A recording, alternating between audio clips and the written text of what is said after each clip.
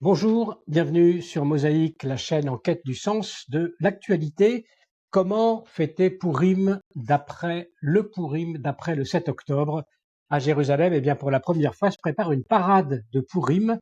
Le service des arts et de culture de la ville a fait appel à des artistes locaux, à des personnes évacuées aussi, ainsi qu'à des résidents pour les célébrations, même si évidemment la fête est teintée d'une forme de tristesse encore aujourd'hui.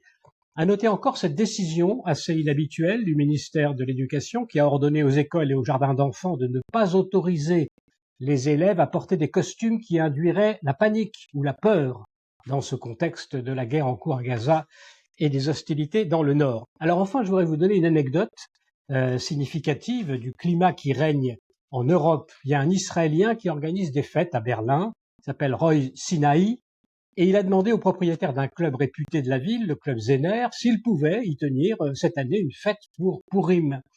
Et voilà la réponse donc de ce propriétaire. Je trouve incroyable que vous vouliez célébrer une fête juive dans la situation actuelle. Ce n'est pas personnel, mais cela n'arrivera pas au club Zener. Voilà, 2 ou 3 informations sur ce Pourim 2024 assez particulier. On l'a vu, on est en ligne pour en parler avec Jonathan Weisman. Bonjour Jonathan. Bonjour Antoine. Alors, on a le plaisir de vous retrouver sur Mosaïque pour parler de cette fête qui commémore donc, on le sait, les événements relatés dans les livres d'Esther, la délivrance miraculeuse d'un massacre de grande ampleur planifié à l'encontre des Juifs par Aman, et nous sommes à l'époque dans l'Empire perse du 5e siècle avant l'ère chrétienne. Quand le cycle des fêtes rencontre l'actualité, une actualité aussi forte que celle que nous connaissons aujourd'hui, le moment est toujours bien particulier. Est-ce qu'il vous paraît possible, Jonathan Weisman, de relier d'une façon ou d'une autre l'événement historique de Pourim et notre actualité d'aujourd'hui après le 7 octobre? Oui, tout à fait. Je voudrais relater pour ça une expérience qui m'est arrivée il y a quelques semaines. J'étais en Israël et il se trouve que j'ai rencontré là-bas le père d'un soldat, qui est donc le père d'un soldat héroïque qui s'appelle Dekel Suissa. Dekel est un jeune homme de 23 ans qui, le jour du 7 octobre, est mort lors de la défense du kibbutz de Be'eri. Et puis il a eu une attitude héroïque, c'est que alors que les terroristes encerclaient la pièce où il s'était réfugié avec ses soldats, il a décidé eh bien, d'empêcher ses soldats de sortir. Et c'est lui-même qui est parti donc se battre contre les terroristes. Et puis il est mort héroïquement en sauvant la vie donc de ses soldats.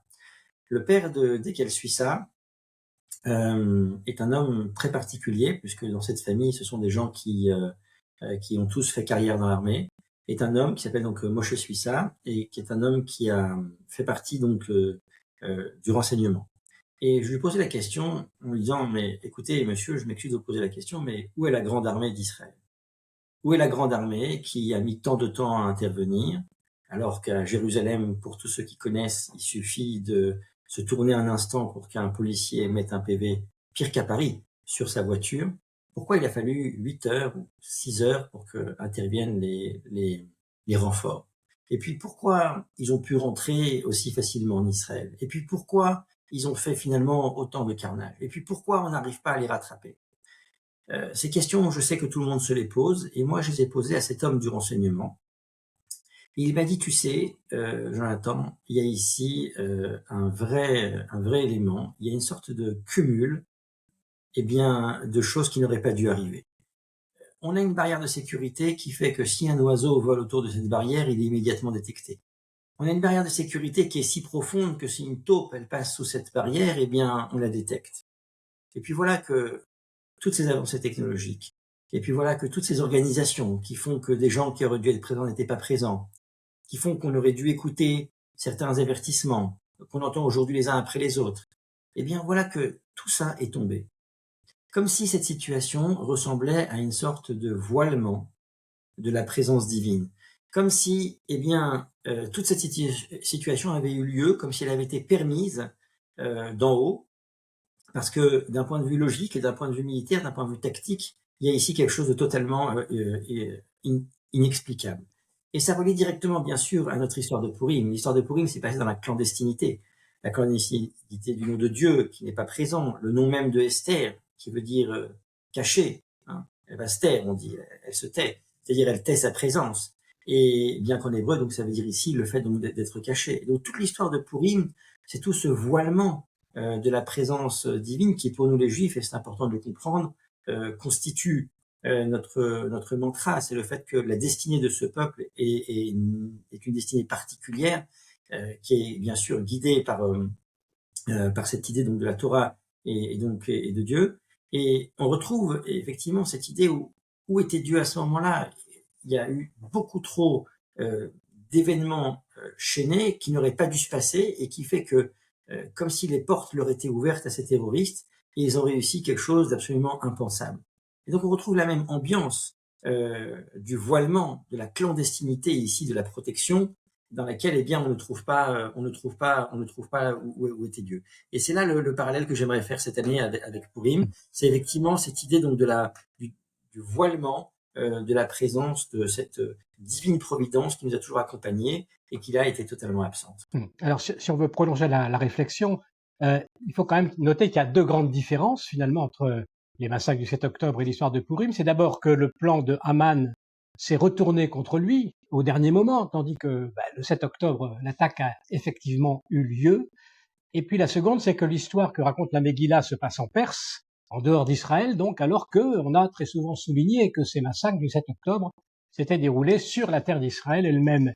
Il y a donc deux intentions génocidaires à deux endroits différents qui n'ont pas connu le même sort. Ça fait une différence malgré tout dans les situations historiques. Alors, je ne sais pas si en histoire, eh bien, on doit faire des comparaisons qu'on doit être donc un pour un.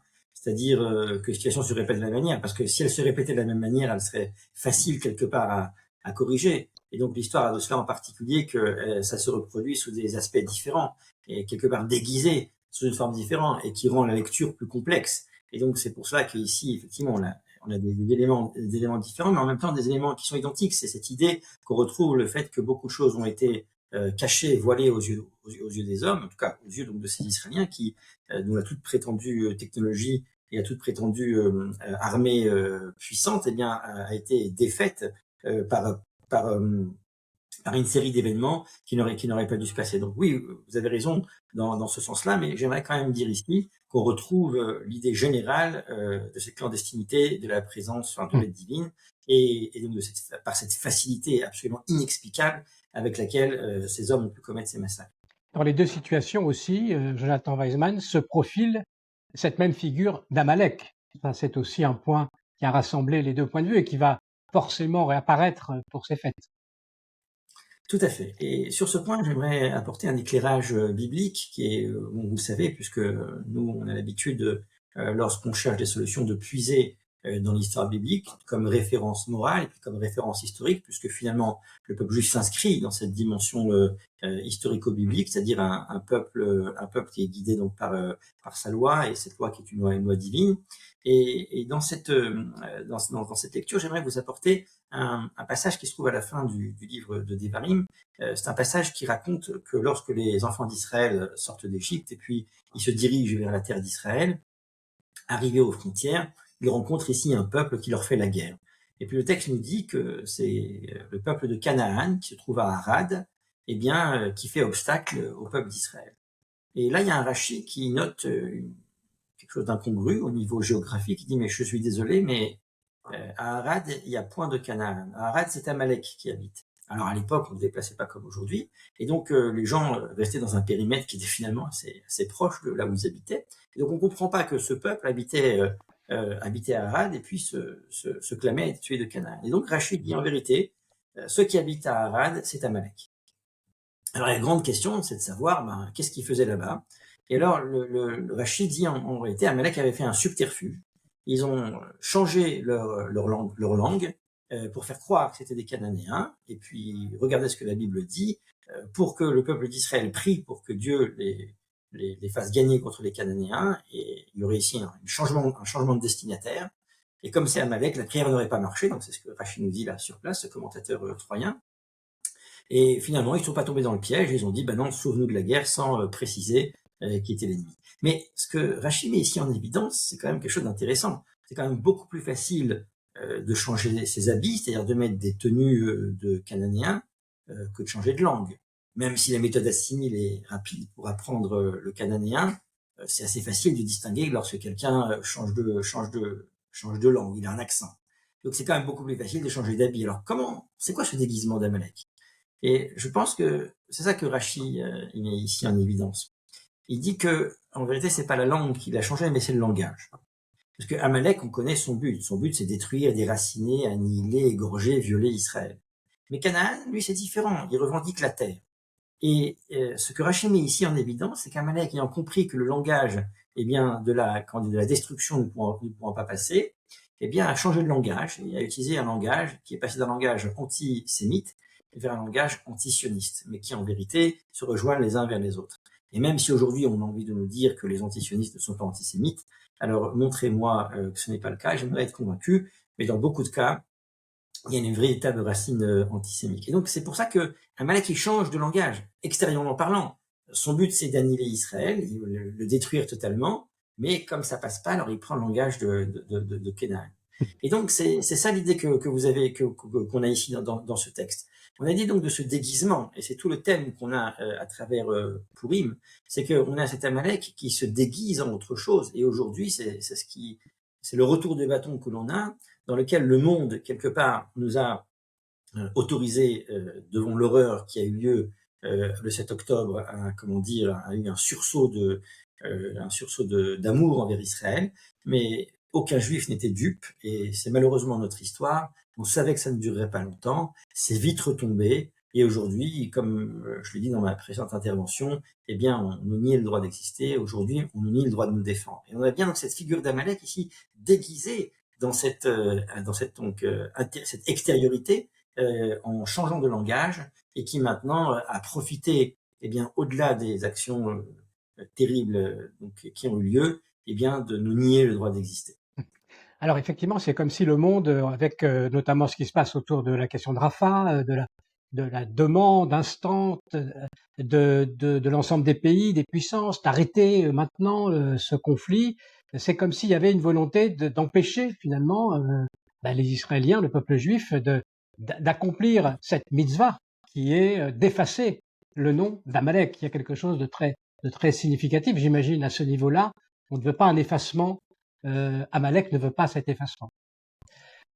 Alors tout à fait. Bon, d'abord, nous avons un problème, c'est que depuis les grands mélanges de populations qui ont eu lieu à l'époque donc de Sancheriv, qui a donc utilisé comme méthode de conquête le mélange des peuples, c'est-à-dire qu'il a donc déplacé des populations à travers différents territoires. Il nous est aujourd'hui, en tout cas selon Maïmonide, impossible d'identifier qui est Amalek. Donc aujourd'hui, il nous reste d'Amalek qu'une pensée ou qu'une idée, mais on ne peut plus pointer du doigt une personne particulière. Il est clair que dans le comportement du Hamas, il y a ici un comportement d'Amalek, et dans le comportement de beaucoup de nations du monde également. Il y a ce comportement-là. À dire qu'ils sont Amalek, c'est plus difficile d'aller jusque-là. Mais effectivement, on est ici confronté à cette idée donc de cette haine qui est contre nous, et ce que les nations peut-être ne voient pas, c'est qu'à s'échiner à nous nier ce droit d'exister, eh bien nous on fait référence automatiquement à cette tradition multimillénaire, eh bien d'être un peuple qui n'est pas aimé, c'est-à-dire qu'il y a un ennemi qui s'oppose toujours à lui dès qu'il est présent, et donc malheureusement on est obligé donc de faire face. Et j'ajouterais ici un point important, c'est que le Manitou le disait, dès qu'à chaque fois que les Juifs eh bien décident quelque part de perdre leur identité et donc de s'assimiler, eh bien Amalek ressurgit, c'est-à-dire l'idée même que on nous rappelle qui on est. Et on trouve aujourd'hui effectivement cette idée même en Israël d'une nation qui voulait être plus occidentale que l'Occident, et auquel on lui rappelle que eh bien tout Israélien que vous pensez être, vous n'êtes qu'à nos yeux que des Juifs. Alors effectivement, du côté de l'histoire de Pourim marque en fait l'échec de l'association d'Israël avec la grande puissance du temps, en l'occurrence la Perse. C'est un échec qui a d'une étroite association entre Israël et le pays dans lequel les Juifs résident, qui s'est renouvelé cet échec bien souvent dans l'histoire. On l'a vu dans l'Espagne de l'Inquisition, on l'a vu évidemment dans cette fusion judéo-allemande extrêmement poussée qui s'est terminée par une implosion, comme on sait, dramatique. Mais le fait qu'Israël soit revenu sur sa terre, finalement, ça ne change pas. Ça n'a pas l'air d'avoir changé complètement cette variable-là. Et là encore, il y a une menace pour Israël sur sa terre même d'une forme d'assimilation. Ah, bon, vous le savez, le peuple juif, chez le peuple juif, la fraternité n'est pas le point le plus développé. C'est peut-être pour ça, comme disait Manitou, que c'est la valeur suprême chez nous, parce que c'est en même temps la valeur qu'on a le moins. Et donc, s'il y a un problème il y a chez le peuple juif, c'est bien la fraternité.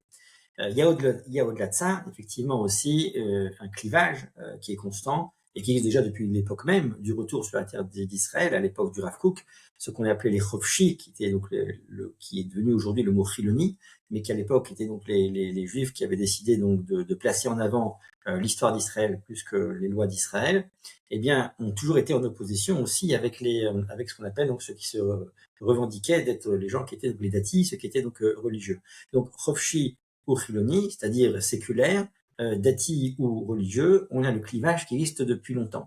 C'est que finalement, et c'est là aussi, bien sûr, toute la difficulté qu'on a aujourd'hui dans le peuple d'Israël, entre les tenants de la pensée du Rav Kook qui font que ce retour vers la terre est acte de sainteté, pour d'autres c'est un acte juste territorial, eh bien, on nous rappelle à l'ordre, je pense aujourd'hui, dans ces histoires, que l'acharnement eh bien, des nations et du Hamas et d'autres à vouloir nous déraciner de cet héritage montre que eux le voient d'un point de vue religieux. Et c'est vrai qu'aujourd'hui, pour beaucoup, en tout cas en Israël, la motivation qui fait qu'on se sent légitime sur cette terre provient d'un acte de propriété qui est celui de la Bible. Et donc, toute cette histoire aujourd'hui vient rappeler, et je le répète, ça me semble assez important, vient rappeler à quel point eh bien, aux Israéliens, à quel point finalement eux-mêmes se voient comme une nation tout à fait identique aux autres, mais le monde le voit comme la nation du peuple juif. Alors, vous avez dit que le déguisement révèle finalement qui l'on est vraiment, plutôt qu'il ne cacherait la face de la personne. Ça serait une forme de révélation par le cachet. Pour quelle raison? Comment vous pouvez nous expliquer ce paradoxe? Alors, c'est très marrant, mais l'hébreu appelle l'habit, il l'appelle le beged. Et le beged, c'est en vérité, si on joue avec les voyelles, c'est le mot boged. Et boged en hébreu, c'est traître. Hein. Comme on dit, l'habit ne fait pas le moine. Eh bien, ici, c'est que l'habit fait le moine, mais dans le sens où l'habit trahit qui l'on est. Et donc, l'hébreu a choisi pour définir le mot, l'hébreu a choisi pour définir le mot habit, le mot trahison, pour dire que la manière dont on s'habille révèle qui on est. Et je rajouterais ici, finalement, que la manière dont on se déguise révèle qui on est.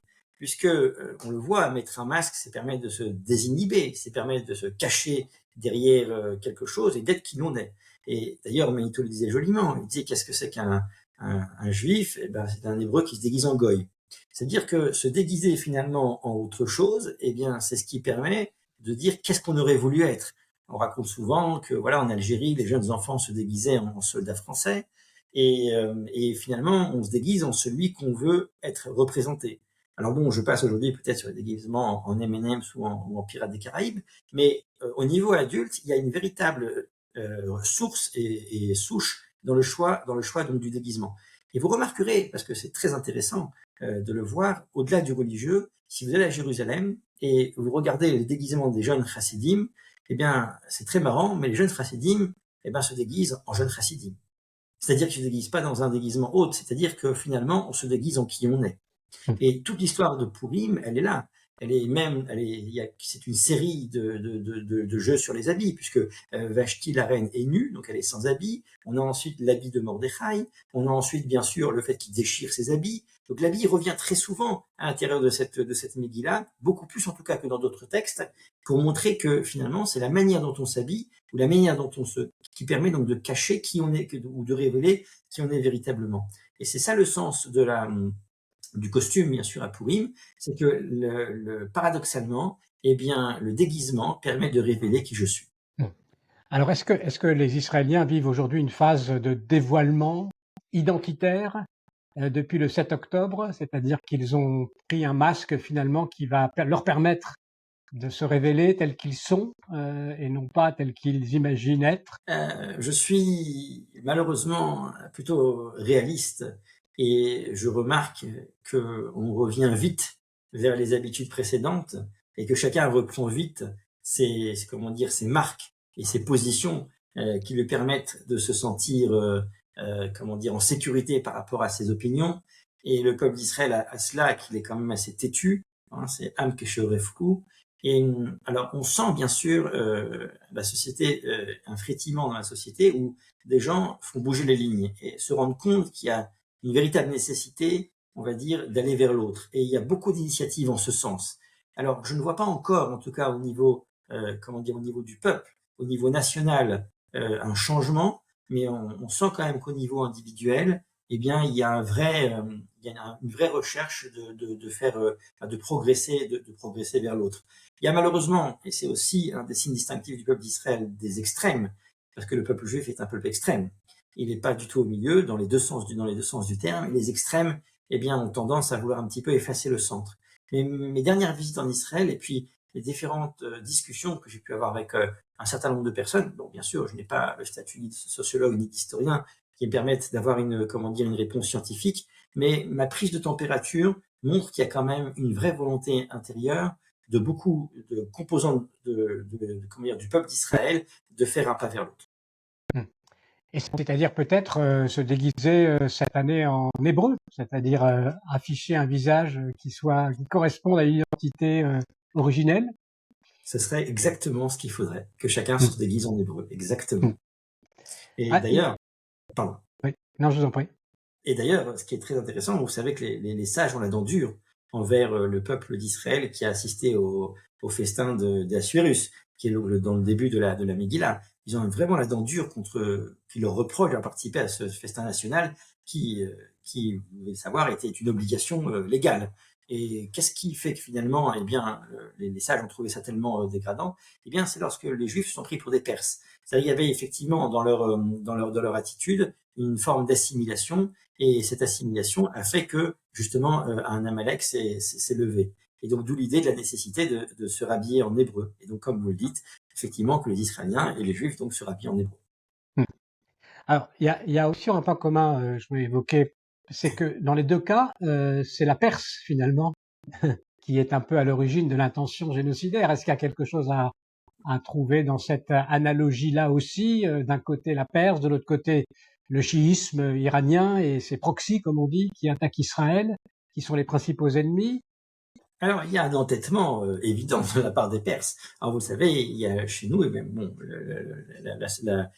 comment dire, la tradition juive parle des différents exils, n'est-ce pas, les quatre exils, mais l'exil de Perse est un exil qui est présent, dans lequel, alors c'est pas celui qui est censé être le dernier, on est censé être dans le dernier exil, qui est l'exil donc des Dômes, c'est-à-dire dans la chrétienté, mais effectivement, ça fait partie donc des grands pouvoirs qui ont la capacité donc de rencontrer Israël et d'en subir, à la fois de faire subir des transformations et d'en subir eux-mêmes. Mais effectivement, on retrouve ici dans l'entêtement de l'Iran qui finalement n'a pas vraiment de conflit avec Israël, ni conflit territorial, ni conflit économique, et bien si ce n'est qu'un conflit purement religieux et idéaliste, et on retrouve un entêtement qui frise effectivement un comportement amalékite, c'est tout à fait évident. Et là, effectivement, on remarque que l'antisémitisme sur le mode perse est un antisémitisme destructeur, exterminateur, en ce sens que le juif empêche véritablement empêcherait les Perses d'exister ou les hommes d'exister, de même qu'on a pu assimiler le nazisme aussi à cette forme d'antisémitisme plutôt perse, qui n'est pas un antisémitisme qui dénie aux juifs la possibilité d'être comme les autres et d'être des citoyens comme les autres, mais qui sont véritablement des empêcheurs fondamentalement de vivre. C'est eux ou nous, selon cette vision-là, qui est une vision très radicale, comme avait pu le dire Ben Bella d'ailleurs à son époque. C'est eux ou nous. Comment on comprend ce secret d'Amalek finalement, qui est juste un conflit qui consiste à dire que je ne suis que dans la destruction des Juifs. Ah, justement, c'est une attitude qui n'a aucune justification, qui rend ce comportement particulièrement amalékite. S'il y avait une justification territoriale, alors il y a effectivement aujourd'hui il y a un conflit territorial, mais l'Iran n'a pas de conflit territorial. Et donc, c'est dans ce comportement sans justification que l'on trouve les traces, les traces de cet antisémitisme viscéral. Et c'est ce qui fait que donc la Torah l'a qualifié effectivement d'Amalek, c'est-à-dire de mal absolu envers le juif. La chose peut-être plus difficile à comprendre, c'est comment un certain nombre de personnes dites progressistes en Occident, par exemple, s'associent finalement à cette visée exterminatrice. Comment vous le comprenez? Effectivement, alors bon, dans toute personne qui bien sûr est consciente de l'histoire d'Israël, elle se rend compte que c'est une constante. On est toujours accompagné par notre ennemi qui trouve toujours un moment pour ressurgir et pour pouvoir nous attaquer, quel qu'il soit dans l'histoire, pour que ce peuple en fait ne soit jamais tranquille. Et effectivement, il y a chez nous, en tout cas dans le peuple juif, une lecture qui dit que il y a quelque chose de suspect dans leur attitude qui fait qu'il y a rien, enfin, bien sûr, on sait qu'il y a un conflit territorial, mais en tout cas, il y avait depuis longtemps, enfin, les Gazaouis vivaient enfin, de manière plus ou moins indépendante, parce qu'on leur a rendu quand même en 2015 les territoires. Il y avait effectivement un conflit, mais jusqu'à un pogrom, c'est difficile.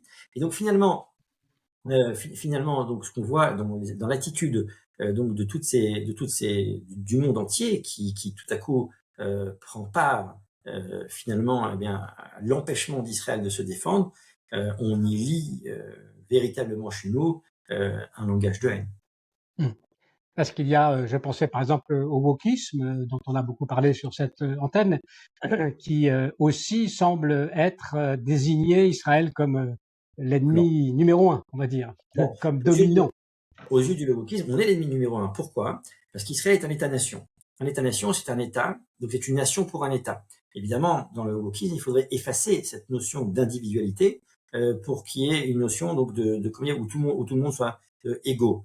Et donc c'est pour ça que la France ou même Israël ou même les États-Unis, qui sont aussi un État-nation, pardon, Israël, pardon, les États-Unis sont aussi détestés.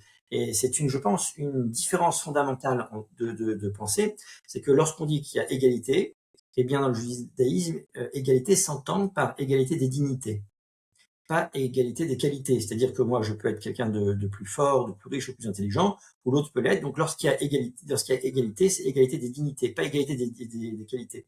Et donc le judaïsme met en avant le fait qu'il n'y a pas d'égalité des qualités, puisque chacun a des capacités que l'autre n'a pas, alors qu'il met en avant l'égalité des dignités. Quelle que soit la personne, on est digne de la même manière. Et le wokisme haït profondément l'idée de la différence, l'idée de l'individualisme, l'idée du fait qu'il puisse y avoir des gens qui soient supérieurs à d'autres, alors que le judaïsme accepte cette supériorité, en fait un point important. Chez nous, il y a des hiérarchies, le Cohen, le Lévi, Israël, la notion du Rav, la notion du Chacham, la notion du Navi. Il y a cette hiérarchie, mais la hiérarchie ne viole en aucun cas l'injonction d'égalité de la dignité.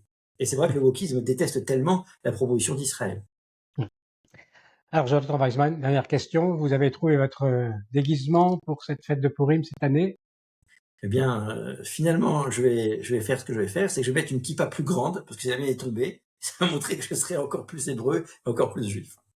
Merci beaucoup, Jonathan Weissman, de nous avoir accordé ce moment et de nous avoir permis de faire cet exercice un petit peu équilibriste, disons, mais malgré tout, avec beaucoup d'enseignements sur le parallèle qu'on peut faire entre cette fête de Purim que nous célébrons et les événements que nous vivons. Merci à tous pour votre attention.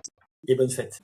Merci beaucoup d'avoir écouté cette vidéo et pour suivre nos prochaines interviews, eh bien, vous pouvez vous abonner à Mosaïque. C'est très simple, il suffit de cliquer sur le bouton ci-dessous.